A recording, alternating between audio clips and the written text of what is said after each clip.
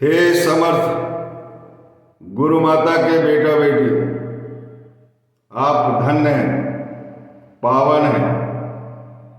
आपने नर्मदा के लाल गणेश, लाल गणपति, समर्थ गजानन महाराज की जीवनी के 20 मणि और एक पारस मणि, इस प्रकार 21 मणियों को हृदय में पिरो लिया। आप उनकी कथाएं सुन रहे हैं। हे बेटा बेटी, आ जाओ मेरे पास। मैं आपके चरणों को प्रणिपात करता हूं और आपके चरणों का अभिषेक करता हूं। और चरणामृत, आप इतने पावन हो गए, इतने पवित्र हो गए कि चरणामृत अपने कल्याण के लिए अपने शरीर पर संचित करके इन 21 कलशाध्याय, 21वें कलशाध्याय के बाद मैं उद्यापन की विधि अपने अल्प ज्ञान से, जो गुरु माता ने मेरे हृदय में दी है, जो उनकी प्रेरणा से मुझे प्राप्त हुआ है, मैं आप तक पहुंचाना चाहता हूं। लेकिन विश्वास करो, मैं शपथ पूर्वक इस बात को कहता हूं कि आपने आध्यात्मिक पथ पर प्रगति कर ली। आपके जीवन में कोई भी मनोकामना शेष नहीं रह जाएगी। जब मन में चिंता हो, ऐसा नहीं कि एक बार 21 अध्याय पर सुन लिए और उद्यापन कर दिए। जब कभी भी और ऐसा लगे तो सुनते रहा करो। बड़ी पवित्र कथाएं हैं गजानन महाराज। उद्यापन के लिए मैंने विचार किया, जो मुझे समर्थ गजानन गुरु ने जो प्रेरणा दी है, जो उनके आशीर्वाद से मेरे हृदय में अमूल्य रत्न प्राप्त हुआ है, वह रत्न विधि पूर्वक पूजन के लिए, आपके हितार्थ के लिए मैं आप तक भेज रहा हूं। हे बेटा बेटा, बहुत अच्छी पुण्यतिथि आ रही है, बहुत पावन तिथि आ रही है, जिसमें उद्यापन करोगे तो अक्षय सुख मिले। मकर संक्रांति, खरमास समाप्ति के दिन मकर संक्रांति, जो इस बार 14 तारीख को आ रही, मंगलवार के दिन। हे बेटा बेटा, उसके एक दिन पहले जब रात्रि में आप लोग विश्राम करोगे तो समर्थ गजानन गुरु से प्रार्थना करना, हे गुरुदेव, हमने आपके जीवनी के 21 अध्याय को आत्मसात किया है और कल हम निर्विघ्न उद्यापन चाहते हैं, हमारी मनोकामना पूर्ण की। ऐसा कहते हुए उनके नाम का जाप करना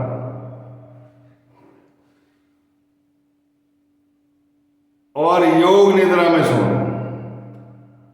ओम गजानन नमो नमः, श्री गजानन नमो नमः, जय गजानन नमो नमः, गुरु गजानन नमो नमः।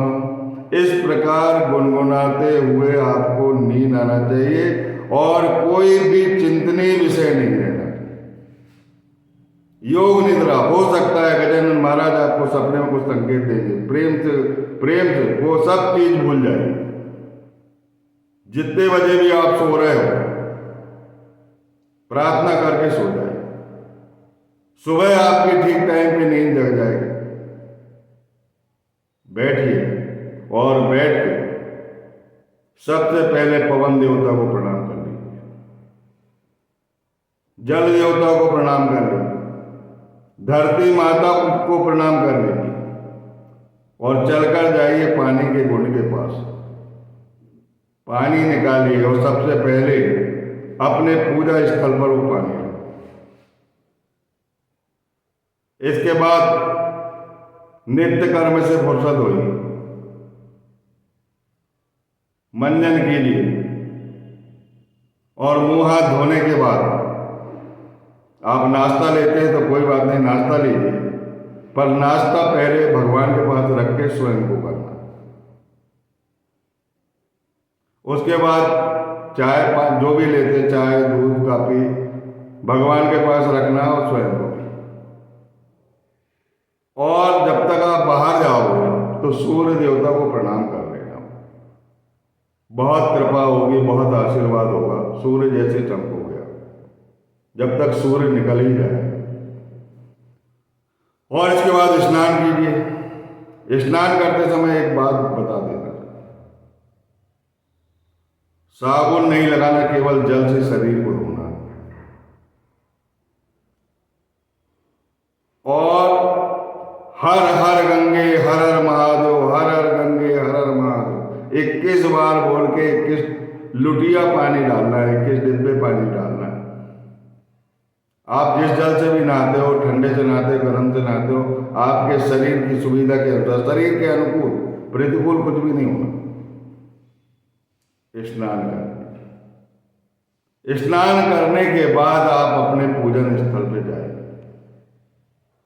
भगवान गणेश को थाली में उतारिए और जितने भी बहुदेव जो भी आपके मंदिर में रखे, मुझे किसी देवता से बुराई नहीं, अपने सदगुरु जो है सब देवताओं में वास करते, सबको उतार दीजिए और सबको हर हर गंगे हर हर महादेव कह के सबको स्नान करा दीजिए।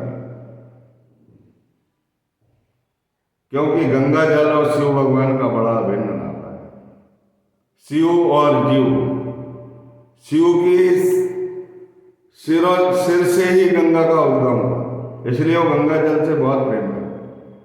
और वो गंगा जल उन्हीं के वक्षस्थल से बहके हुई उन्हीं के उदर रूपी समुद्र में समाती। सब सारे जीवों का पालन पोषण उन्हीं वही करते। इसलिए जब भी स्नान करो, कोई देवता को मत याद करो, अलग नहीं है कुछ, सब एक ही। और हर हर गंगे करके स्नान करा करो। और भगवान को अगर नहलाते हो, नहीं नहलाते तो कोई बात नहीं, जो रोज नहलाते हो तो हर हर गंगे करके स्नान करा। इसके बाद सभी जैसे भगवान जमे रहते वैसे जमा देते, लेकिन गणेश भगवान को एक छोटी सी थाली प्लेट में जिसमें नाश्ता करते हैं उसको साफ कर लीजिए। और साफ करने के बाद एक लाल कपड़ा बिछा, और लाल कपड़ा बिछाने के बाद उसमें चावल जो है चावल रख दीजिए, स्वास्तिक बनाइए चावल, और उसमें गणेश जी को रख दीजिए। और स्वास्तिक के दोनों तरफ थोड़ा थोड़ा चावल करके रिद्धि सिद्धि सुपारी के रख दीजिए, एक नारियल रख दीजिए, और एक कलश तैयार कर लीजिए जो घी का जलाना है। यहां तेल का दिया नहीं जलेगा, घी का कलश जलेगा।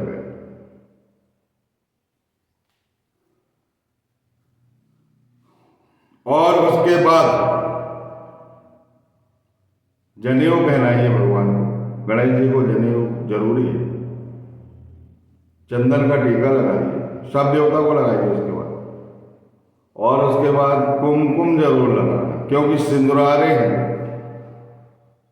सिंदूर से बहुत प्रेम है, इसीलिए सिंदूर जरूर लगाना।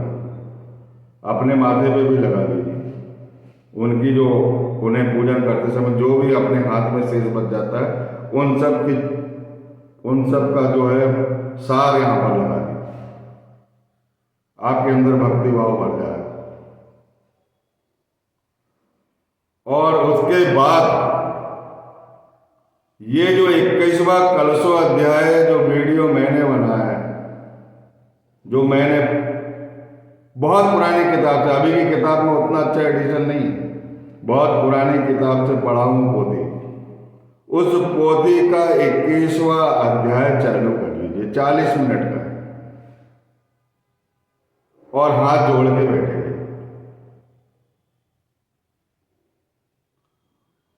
और नहीं, इसके पहले एक काम कर लीजिए, सॉरी मुझे क्षमा करना, 21 दूबा जिसको बोलते हैं, गणेश जी को चढ़ाइए। फूल होंगे तो फूल चढ़ा दीजिए, पर 21 दूर्वा जरूर चढ़ाना है। मिल जाएगी दूर्वा आपको, उसको पानी से स्वच्छ करके 21 बना लीजिए, पहले गिन के रख लीजिए। पूजन की थाली में हल्दी, चंदन, कुमकुम, दूबा, ये सब चीज़ें पूजन की थाली में रख करके, और फिर जब सारा पूजन हो जाएगा, सारा श्रृंगार हो जाएगा, अगरबत्ती जल जाएगी, कलश जल जाएगा, और उसके बाद आप हाथ जोड़ लीजिए और वीडियो चालू कर लीजिए और हाथ जोड़ लीजिए। यदि आपके यहाँ पुराने एडिशन की गजानन चरित्र है तो पढ़ लीजिए उसका था।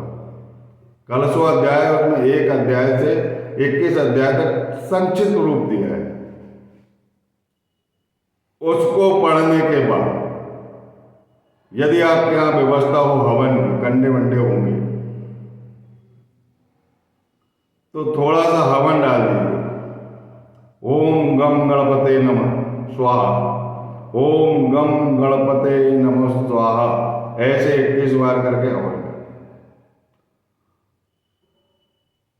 हवन करने के बाद आपको मंगल मूर्ति की आरती करना है, यदि आपके पास है।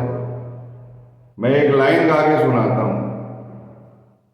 गणपति सेवा मंगल मेवा, सेवा से सब विघ्न टरे, 3 लोक 33 देवता, द्वार खड़े सब अर्ज करे, रिद्धि सिद्धि दक्षिण बाम विराजे, अरुआनंद सो चवर डुले, धूप दीप और लिए आरती, भक्त खड़े जयकार करे, गणपति सेवा मंगल मेवा, सेवा से सब विघ्न टरे, 3 लोक 33 देवता, द्वार खड़े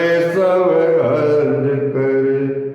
इस प्रकार की आरती गाई, या नहीं है वो आरती तो खोजने की जरूरत नहीं। जय गणेश देवा, माता जाकी पार्वती, या जय देव वाली आरती, गणेश जी की आरती।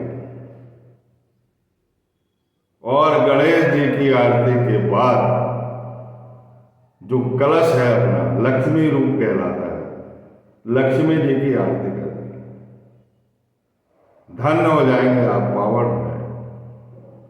और 21 मोदक चढ़ाना प्रसाद में। मोदक नहीं है तो उस दिन वो लड्डू बनेंगे तिली के, 21 वो चढ़ा दीजिए, 21 मिष्ठान चढ़ा दिए, 21 केला चढ़ा दीजिए, जो आपकी श्रद्धा हो वो 21 चढ़ा दीजिए प्रसाद के रूप।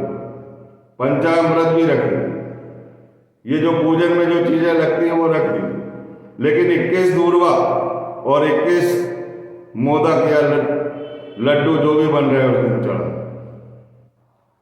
और सब कुछ होने के बाद, आरती पूजन होने के बाद प्रसाद का वितरण कीजिए, लेकिन गौ माता को प्रसाद अवश्य दीजिए।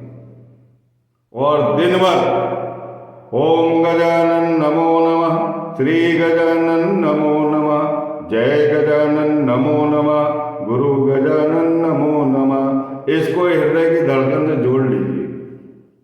आपकी जो भी मनोकामना वो अवश्य पूरी होगी, कोई मनोकामना शेष नहीं रह जाएगी। मेरे डिस्क्रिप्शन में जाके देखना, घर बैठे मदद मिलेगी। अब 4-6 लाइन जो मैंने लिखा हूं पढ़िए और सुनिए। डिस्क्रिप्शन में जाइए, जो मैंने लिखा है वही प्राप्त होगा। कोई रोग दोष नहीं सताएगा, कोई जादू टोना टोटका नहीं चलेगा, कोई भानुमति की पीड़ा नहीं होगी, कोई नजर नहीं लगेगी।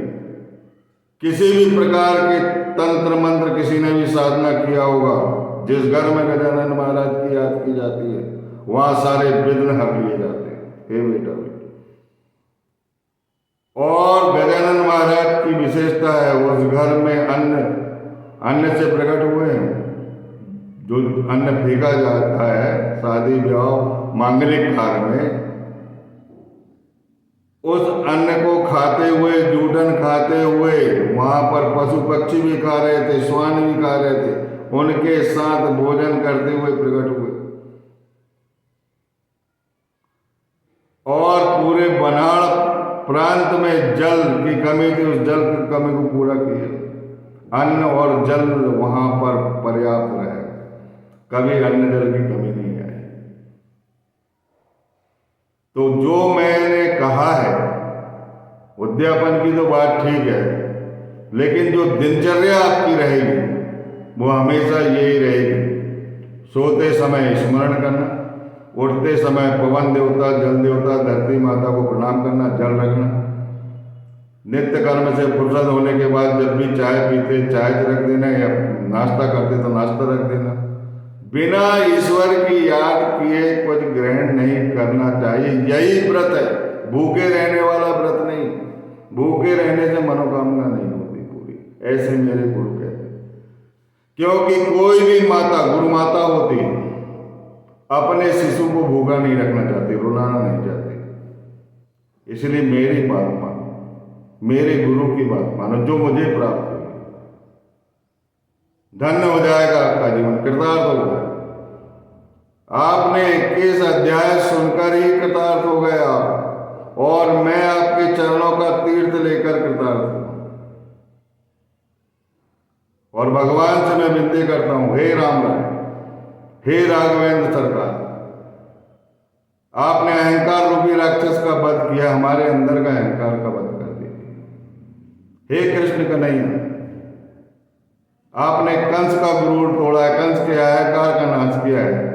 कंस तो अब आपके मामा है, लेकिन आपने मामा को नाश नहीं किया, अहंकार को नाश किया। भगवान राम ने रावण का नाश नहीं किया, वो तो शिव का, उन्हीं का भक्त है, लेकिन उसके अंदर जो उपजे अहंकार का नाश किया। ऐसे ही अपने अंदर के अहंकार का नाश करवा। और ये जो भक्त जो है, जो श्रोता है, इन कथाओं को आत्मसात कर दो। हे राम राय, हे कृष्ण कन्हैया, हे भोले शंकर, दया कर। और इस गजानन चरित्र को सबके हृदय में उतार दीजिए, क्योंकि गणेश जी आपके ही पुत्र हैं और प्रथम पूज्य, विघ्नहरण, मंगलकरण। जिस घर में इनकी आराधना होगी वहां आपकी कृपा पहले बरसे। हे बेटा बेटी हो, अगर इस तरह का उद्यापन करोगे, आकाश से पुष्प बरसेंगे, भगवान प्रसन्न होंगे। गणेश जी का गुरु रूप है गजानन महाराज से गांव वाले।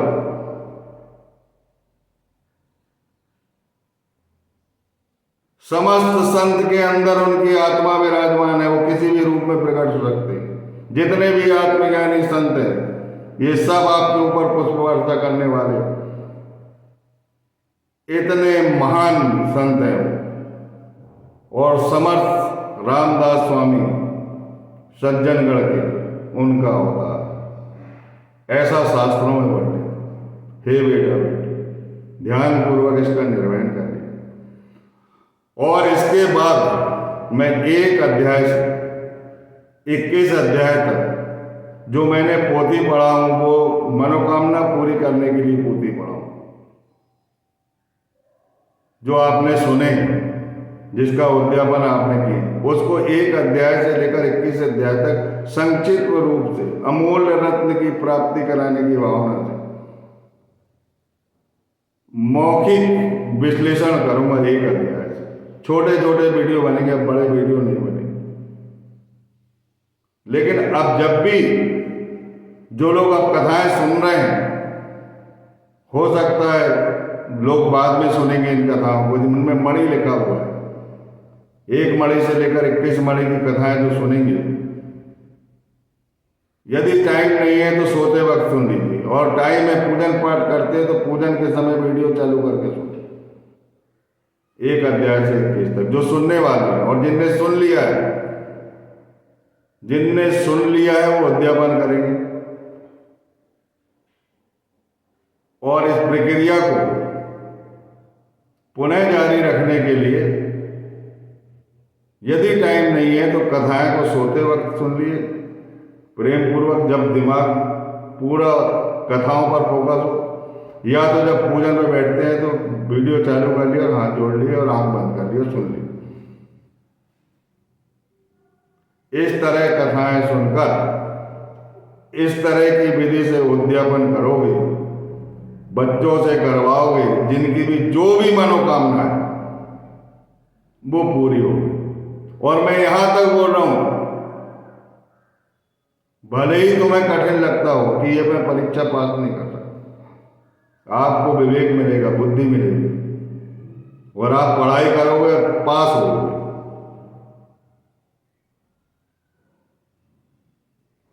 वरहीन बालिका जिसकी शादी नहीं हो रही, उसे अच्छे घर की प्राप्ति हो, निपुत्री को संतान मिले, प्रेत बाधा उस घर में कभी नहीं तकाएगी, भूत प्रेत पिशाच ये कभी उस घर में झांकेंगे नहीं, किसी की नजर नहीं लगेगी,